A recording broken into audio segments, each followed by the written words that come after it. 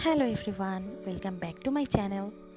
প্রতিদিন ইফতারে ভাজা পোড়া খেতে খেতে একদমই ভালো লাগছিল না, তাই ভাবলাম যে নতুন কিছু ট্রাই করি। তাই চলে গেলাম কিচেনে পাস্তা রেডি করতে। ফার্স্টেই আমি 2-3 রকম পাস্তা নিয়েছি এবং এটাকে বয়েল করে নিয়েছি। তারপরে আমি ফ্রাই প্যানে কিছু মেরিনেটেড চিকেন দিয়ে সেটাকে ভালো করে ফ্রাই করে নেওয়ার পরে এর ভিতরে আমি পেঁয়াজ এবং কাঁচামরিচ কুচি দিয়ে দিয়েছি এবং এটাকে আমি ভালো করে ভেজে নেব যতক্ষণ পর্যন্ত এটা ব্রাউন কালার না চলে আসে। আর তারপরে আমি এখানে কিছু ভেজিটেবল ইউজ করব। এখানে আমি নিয়েছি গাজর, ফ্রোজেন বাঁধাকপি এবং মটরশুঁটি। এগুলোকেও আমি সুন্দর করে ব্রাউন করে ভেজে নেব।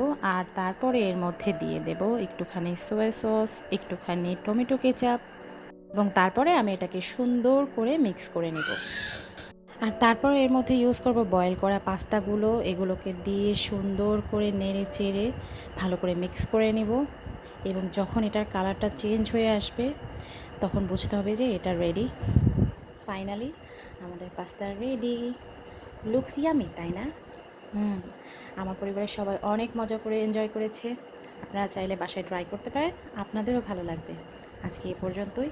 সবাই ভালো থাকবেন। আর আপনারা কে কী ইফতার রেডি করলেন আমাকে কমেন্টে জানান। Thank you so much. আল্লাহ হাফেজ।